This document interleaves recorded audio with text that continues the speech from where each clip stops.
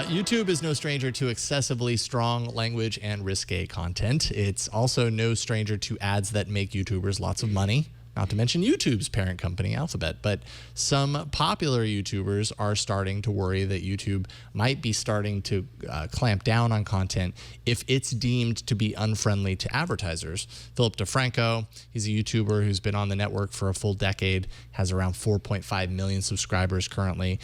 He noticed that his most recent episode, at least he started to notice with this, of the Philip DeFranco show, was hit with a restriction that prevented it from being monetizable with ads due to, they say, excessively strong language. And then when he started going in and looking, he noticed more than a dozen, and I think at this point somewhere around 40 of his older videos suddenly over the time that he was looking, being tagged, and that basically prevents those from being monetized. The reason behind it in this case was tied to his inclusion on the thing that initially got him to look into it, tied to his inclusion of controversial or sensitive subjects, they say, even if the graphic imagery isn't shown, which kind of, he's calling this censorship, but again points out that it's within YouTube's right. It's part of the terms of service, but it is kind of an interesting way to go in the sense that YouTube, maybe it's not, let's say, swear words, or maybe an advertiser has a specific problem with this, with this type of content, graphic content of some degree. But if it's like his show is, which is talking about news topics, really, a lot of it is just kind of covering the big news of the day in certain facets of the internet. In this case, it ends up being, well, we don't like that news. That news is unsavory, let's say, like the Chris Brown video from a couple of days ago. Like, that was part of the content there. And this is YouTube, or maybe it's the advertisers, basically saying, we don't want to sponsor that type of content.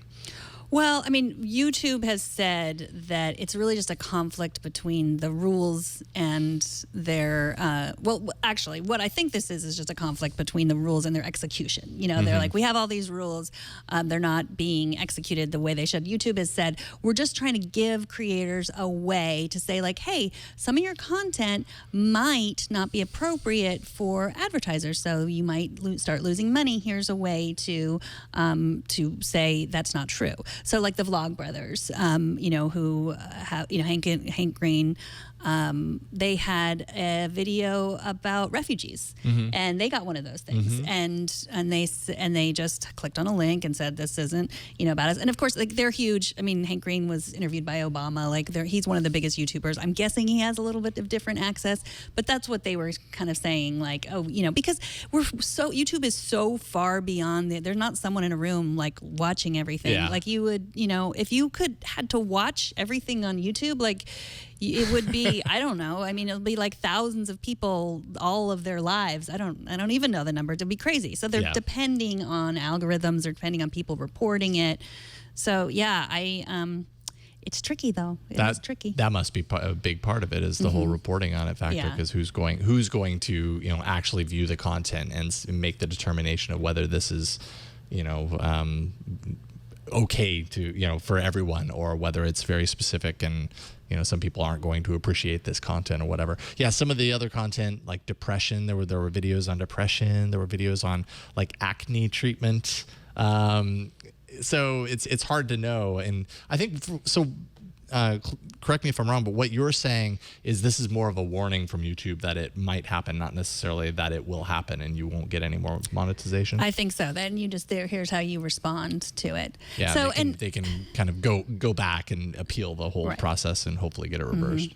So this YouTuber that you're talking about, Philip DeFranco, who brought this to the news, he was calling it censorship. Right. And I think that I disagree with that, because like The Sopranos was not appropriate for regular network television where advertisers are. So they had to go to HBO. Is that censorship? No, I don't think it is.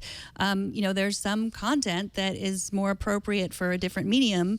Their advertisers want to sell to families. They want to sell, and I'm not saying like that, no, protect the kids on YouTube, get all this stuff off. I'm not saying that, but that I think YouTube has to mature in this way.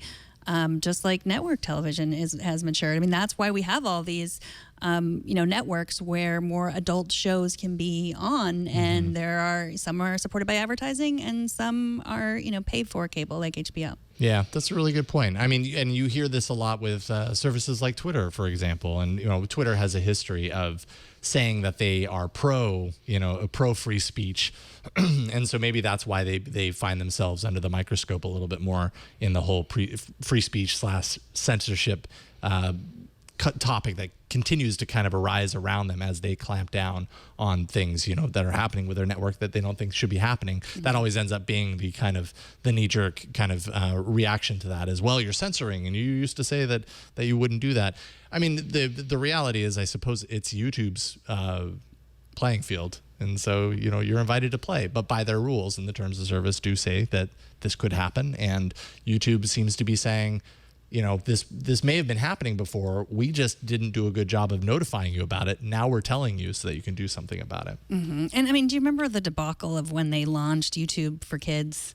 The app, yeah. It was just like, it was a mess. Like lots of videos that were inappropriate for kids snuck in. Mm-hmm. And part of the problem was how much advertising they had on there. It wasn't regulated in the same way that television was regulated. So clearly, they have some work to do. Yeah. Along those lines, they only recently just activated YouTube Red for the kids thing. So the kids app. And so now you can get rid of those kinds of ads. Of course, so much of YouTube is not those kinds of ads. It's ads that are built into the content. And there's, you know what I mean? Like product placement, that sort of stuff. You see a lot of that. I mean, we're kind of an example. We have ads within the show, and that's not something that you can remove with an automated YouTube thing like this. Well, you bring up YouTube Red. I hadn't thought about that either, because that is, you pay for that. So maybe that is what YouTube is aiming for. Like, hey, do you have more adult content? Like, maybe you want to be on this place that